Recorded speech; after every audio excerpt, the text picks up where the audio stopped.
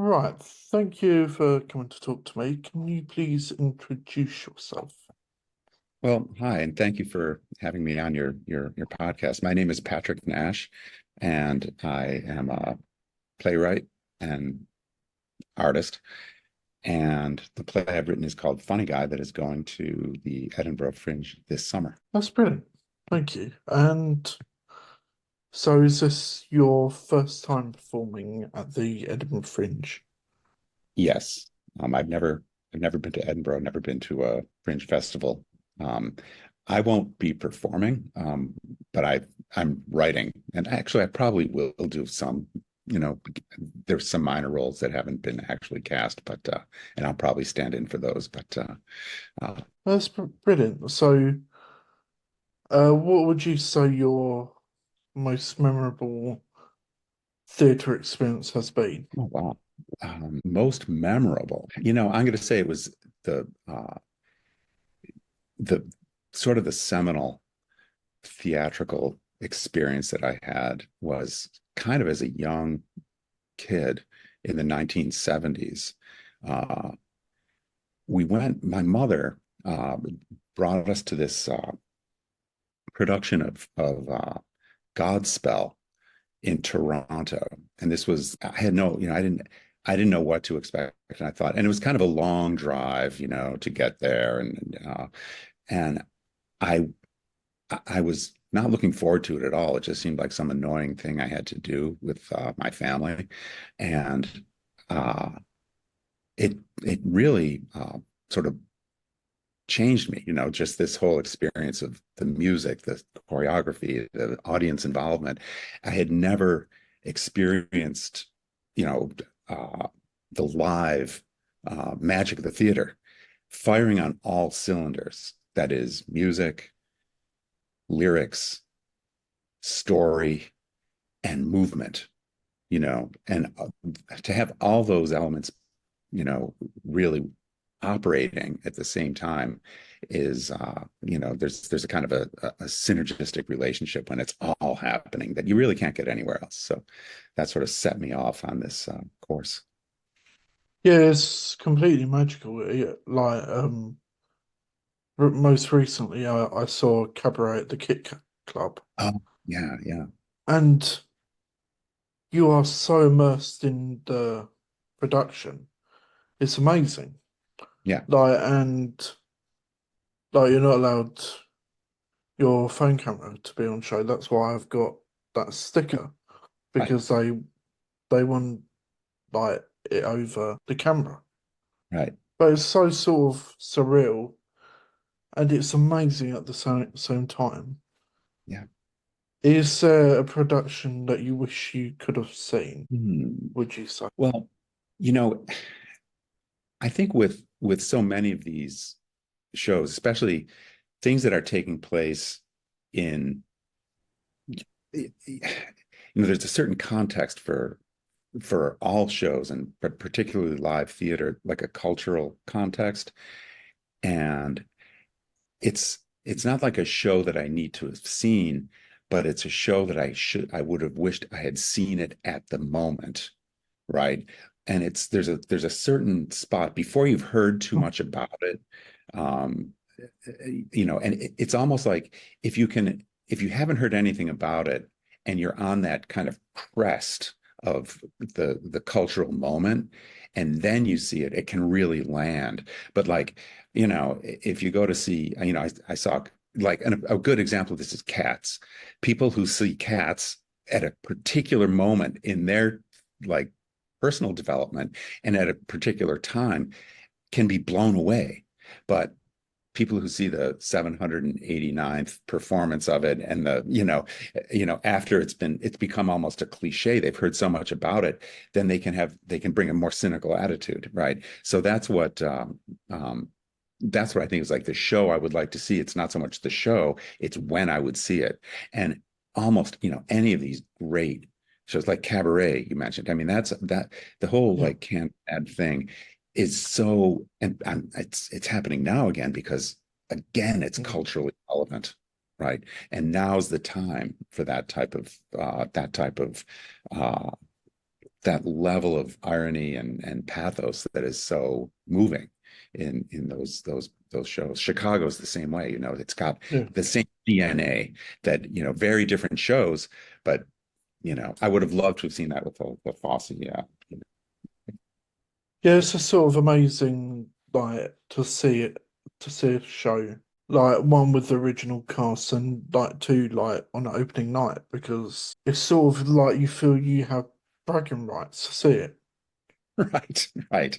I don't know if you see where I'm coming from. Like when Cabaret opened, like reopened at the Playhouse Theatre with Jessie Buckley and Eddie Redmayne, for example.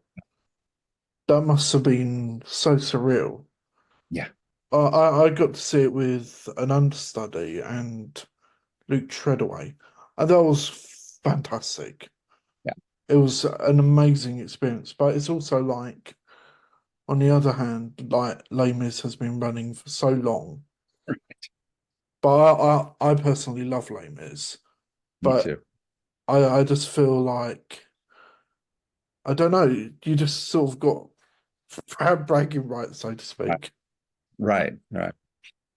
You know, it's funny you talk about Les Mis. It's like a sung through musical of that scale is, you know, it's like I was saying, it's firing on all cylinders, you know, and to be just to drive through that much material in that with that much musicality and that much, you know, creative, uh, you know, the creativity doesn't lag at a certain moment, and that's something that in shows what I sort of watch for is like, all right, it starts strong, but there's a moment where you can sort of feel the foundation kind of get a little soft, you know, but then but Les Mis is just a tour de force, you know, it just keeps giving, you know. Yeah, I completely agree. Who would you sort of say your heroes in the theatre industry are? Well, you know, I'm just sort of I haven't really thought about it, but you know, as we've been talking about, you know, the like Candor and Ebb, and then you know Bob Fosse, right? For some reason, I'm now very interested in uh, how choreography supports uh not you know I've said it before I said like um you know good choreography supports the lyrics, great choreography supports the story, and bad choreography appears to be tacked on. And somehow you know someone like Bob Fosse who like kind of comes up with his own vocabulary. And, you know, he speaks this language of body movement that was so right for the content and for the cultural moment, that it has an incredible impact. Again, especially if it lands at the correct moment, right? So, you know, there's one. I mean, you could talk to me 10 minutes from now and I probably have a totally different answer, but you know. It's just so amazing how all the like performance and like the set and the music, it all goes together so well, like with Cabaret, but with most of the shows I've seen, I don't want to like obviously I'm chatting with you. This is not sort of where I say, oh, I didn't like that, I didn't like that, I didn't like that. But it all has a like, there's a moment for every show. I think you can sort of pick something out or see a similar, like, see something similar to another show, maybe. Yeah, yeah. Yeah, there's always sort of a through line, you know, and you know, I think that every audience member, every viewer is going to have a kind of a like an internal template that they will pull out certain elements that will make the experience meaningful to them, right? Somebody might be looking at the relationship between, you know, the man and the dog, right? That'll be a particularly, you know, resonant thing. That, and then the color scheme, or that, you know, and all these things. I think that's what makes the experience of theater, or all media, really, a uniquely individual thing, and it's also something that we share, right? Because when take a play or something like that, let's and as me, I'm primarily a writer, although I do perform. It starts on the page, right? And what's important to the writer, and what's important, and the story builds around that, but there's this kind of DNA that is the moral universe of the play that is relevant. It's a universe in which certain things make sense, and if that's something that resonates with one or two individuals, those one or two individuals are the audience for that particular work. Yeah, definitely. Who would you, what, what would be your dream person, like to work with? Like, if it could be past, present, or even Anybody. fictional. Yeah, yeah. Oh, good question. you know, I, I would love to have been around to uh, be in those like Humphrey Bogart, Lauren Bacall movies, the kind of sweep of those giant romances. I mean that's kind of I mean that ship has obviously sailed for me, and also sort of culturally, it's hard to find these kind of real, you know, like grand romance type things, but that still has an incredible appeal to me. But I would have just to be a fly on the wall in one of those, like me. I'm like I say, I'm a writer, and to on stage, I always have these very minor roles, because it's like I'm I'm too neurotic, right? I'm always thinking about things, and that kind of shows on stage. So I get cast in these kind of like sidekick, nervous guy roles, which is fun. It's just right for me. I always admire the leading men and the people that can handle the huge roles. And once in a while, I get one of them, and I rise to the occasion. But as an actor, uh, I'm kind of the sidekick, right? And to be a sidekick around, Humphrey Bogart would be great. Yeah, like for me, I've never really sort of been interested in like performing as such because I think I'll probably be a nervous wreck. I'll probably Right, hide some hide right, somewhere. right. You and me So both. It's funny. It's like it's like I get these really small roles. I'm like, okay, I gotta get there. I gotta walk out and I gotta say, here's your hat, and then come off stage. And it's like I act like that's the biggest deal in the world. But it's a lot of fun. It's great. like when I was at school years ago, I sort of worked like backstage. So I always sort of felt that I had a part in the show. I like now I'm older. I do my blogging and stuff like that and everything like that. So it's great to sort of still be involved like in the industry, probably even more so now than I Mhm. would be. So now, would you be able to tell us about your show? Yes, I'm delighted. Thank you for asking. This show, it's called Funny Guy. It is not a musical. We've been talking about musicals, but this one is a straight up play. Uh, it has the elements. It's kind of, we've talked a little bit about the sweeping romance of the past. This is kind of like a shipwreck of a romance, right? It's where um, some people it's I think it's right for the cultural moment. Two couples both trying to get ahead to make a living and to be creative and to have a friendships and money.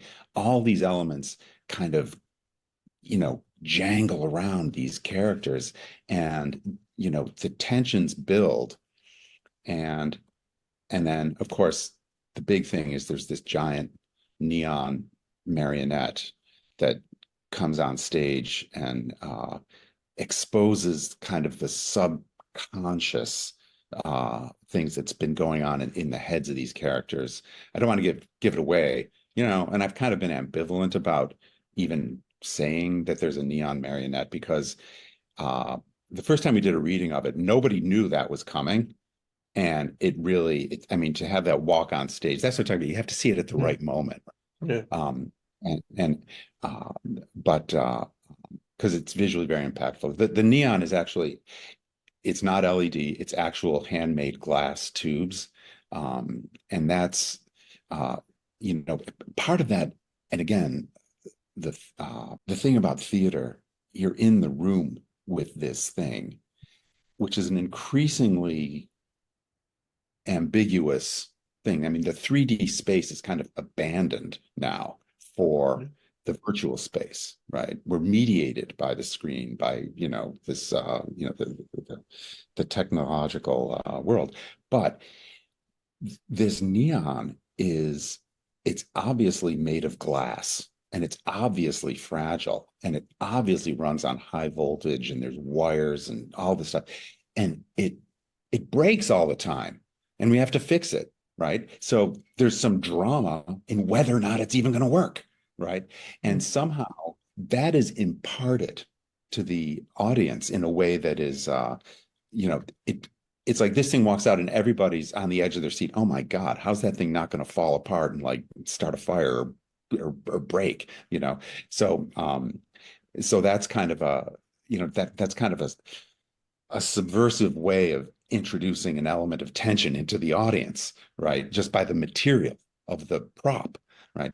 Um, so so that said, the play is really about relationships and like all plays, right? All stories that Mm. we're interested in are about human relationships and how we navigate them in the world we live in.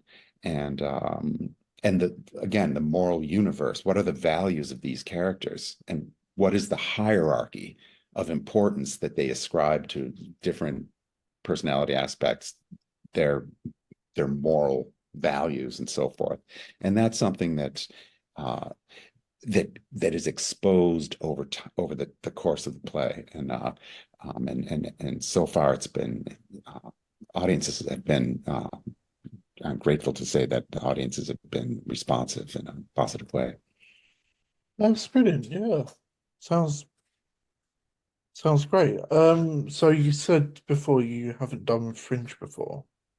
No, never. Has there been any pieces of advice that you've been given that sort of think I must share that with everyone sort of thing? Um, I, I don't know. And I should say I'm a latecomer to theater in general. Okay. Uh, I started out a long time ago, moved to New York, waiting for and waiting for my rock band to take off, and I had a whole, I set aside my entire creative life for many, many, many years. And later in life, I got back into it. And then, as a kind of on a lark almost. I've always been a writer, right? I decided to put out a, to produce a show that I had written, and it was called Beulah Land, and it was a musical, a full-blown musical. And I got Jay Stern and Logan Medlin, some other Lauren Aventura, some other very good people to help me with it, and it was very successful. It was, I mean, very successful by my standards. That is, it connected with the audience. And there was a Mm. visceral sense of that in the room. And uh, we sold out like 3 or 4 performances, a small theater in the Lower East Side at PS 122. And it was a kind of an edgy social justice, corporate musical with a really heartfelt love story at the core. And the audience loved it, and I could tell. not every, I mean, I'm sure it's like it's not everybody's cup of tea, but it was their cup of tea on that day. And I was hooked. Every show I've ever done has not had the same good audience response, but that was 2019, which was Yeah, yesterday. And since then, I've produced four musicals and this played Funny Guy, as well as some other like art installation stuff. I do a lot of immersive installation stuff, like studio yeah, art, sculpture, and that sort of thing. But so I've been in the middle of a kind of a wave of getting stuff up, getting it out, and getting it in front of an audience. So going to Fringe it's kind of almost uh, like it's like a huge milestone for me to have gone yeah, from something that really very short time ago was, am I going to even do this? Am I going to do theater? Theater. Why yeah. would I be doing that? And and now it's like I feel like so like my work is what I call mission driven. It's like I have this idea that I want to get across, right? I have some kind of and I don't even know what it is. It's like 5 years later, I realized what I was trying to say today. But Yeah. um, but the idea is I don't know what it is I'm saying. I just know that I want to say it to a large audience. And to try to keep working on that so that and the Fringe is like what a great place, what a Oh, fantastic definitely. opportunity, to have to be able to bring this is I'm so grateful to the that circumstances have sort of fallen together for this to happen. And we got a great venue. We're playing at Greenside. We got great team in place.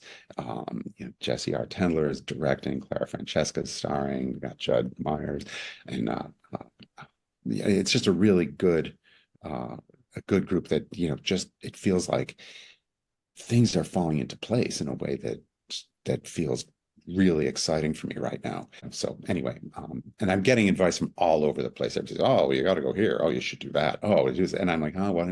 But we're moving so fast right now, and there's just so many. My head is spinning too much to be able to really answer any questions coherently. It's like doing something like this, and I'm also running my business here and doing my other art projects here. It's like my attention is Yeah. fragmented into pieces that all pieces are too small to be usable. So if I sound incoherent, I hope you'll bear with me. No, that's okay. It's sort of like um your brain's sort of running at 1,000 miles per hour while like before, during, and like a bit after the Fringe. Right. What would you say your most challenging thing about performing would be, Performing, stage fright. or like for the Fringe in general, like so like raising funds or Oh, uh, sort cool. the Yeah. that sort of thing. So putting together this show and getting it to the Fringe, the most challenging things. Okay. Um, the biggest hurdles of all these things are psychological. Censorship begins at home. And the first hardest thing is for me to write the word and not say, this is not worth writing. You know what I mean? And to say, and to just, and as I write, I'm constantly saying, the only way I get myself to say, I'm just going to throw this away. I'm not really writing. I'm going to throw it away. I'm not going to write this. And I say, I don't know. I say, I'm just going to, and to constantly overcome the internal roadblocks that say, don't, whatever you do, don't say what's on your mind. Don't say Yeah, that, right? Don't.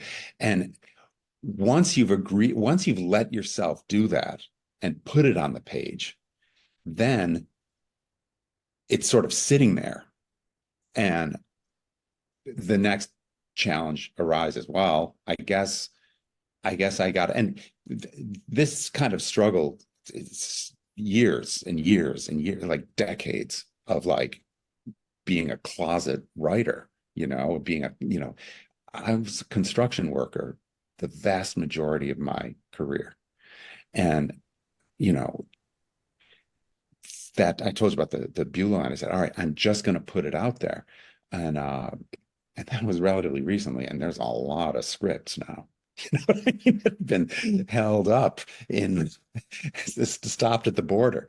And so that's really the biggest hurdle. Everything else is practical.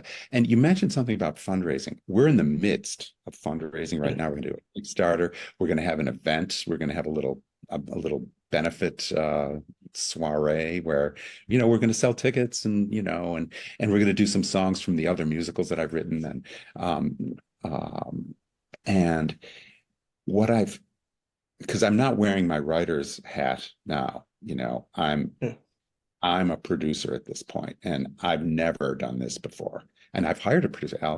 Allison Parker is producing this, and thank God she's on board because I'm like, I'm out of it. Um, uh, but like what I've been doing is reaching out to people to see if they can support this project, right? And the first thing I realized was that it can't just be me and like my vanity project doing a play, right? So I looked at my close community of creative people with whom I've Yeah. collaborated for years, one way or another. And I'm like, hey, let's get together. And we started it's an informal entity called Soft Power Productions. And it involves, we have a little improv group, we have a script reading group, we have some performance stuff that we do, but it's a very loose installation art, this these uh, experiential stuff that and it's really just a handful. It's a very loose group. I said we'll be soft power Yeah. in this, so what we're going to say, get on board. Let's raise and it's now that there's this sort of entity, it's easy to not easy. We have the same psychological and emotional challenges that we face when we're writing, but I'm reaching out to people, which is very not like me. I'm an introvert. I don't like, I prefer to isolate. But I'm reaching out to old friends and having the opportunity, having an event and a Yeah. play and a kind of an organization to reach out to people on behalf of gives me an excuse to call them, even if it's Yeah. technically a fundraising call. And people are grateful for the contact, because building it's not about raising money, it's about building a community. And building a community is about building an audience. And that is a retail operation, not a wholesale operation. I can put an ad on Facebook or whatever and get a blast out to 100 people. But if I have a one-on-one conversation with somebody, that's a connection. That's a community member, and that's somebody in the audience. And we know that it's very difficult to get. It's hard to get me to go to a show. Hard to get Yeah. me to get off the couch. How much harder is it for other people? It's like, we're all facing that kind of Netflix world where it's so easy to just sit home, Yeah. order in, turn on the TV, and you think you're living in the world because you've got everything, but you don't have that, like what we started out talking about, that here now face-to-face presence of the magic of the theater. And that's what I'm so excited about for the Funny Guy at the Fringe. Brilliant. So I'm coming to the end of my questions now, and I've literally got a couple more things to ask. So the first one is if people want to find out about you, about the show, do you have any social media or a website? Yeah, we have a couple of websites, funnyguyplay.com. We have patricknashtheatrical.com. Uh, there is an Instagram for Soft Power Productions. There is an Instagram for PJN6366. Don't know why. That's the name of it. Um, and an Instagram for Nash Neon. Brilliant. And so finally, in 3 words, why should people come and see Funny Guy at the Edinburgh Fringe? I'm sorry, what's the limitation? In 3 words, did you say? In 3 words, but if you go over slightly, it's just sort I um, sort of I'll, just put people I'll like just say, make the I'll just give you the elevator pitch. All right. This is a visually brilliant and innovative show with a deep narrative story, and it connects on a visceral, almost spiritual, emotional level that uh, that opens the door to a world that I hope we will be able to explore together. that's brilliant. Thank you. Well, best of luck. This should go live probably in a couple of weeks or so. Do you have any questions for me or anything you want? I uh, I don't think I have any questions except just to say thank you so much for having me on your show. It's really great to be here. I'm new to this, so I hope that you'll edit out all the dumb things that I've said and only put what what's good. But anyway, I'm very grateful to have had the opportunity to speak with you. That's brilliant. Also, if you want to send me a press release, Oh, like with great. images, feel free Yeah. to, because I'm probably going to like put together a like blog post Oh, for fantastic. Great. shows for people to see. Amazing. Thank you so much. And thank you for speaking with me as well. It's much appreciated and best of luck. And let me know how it goes. I will do. And thank you again. Thank you. Thank you. Bye bye. Bye.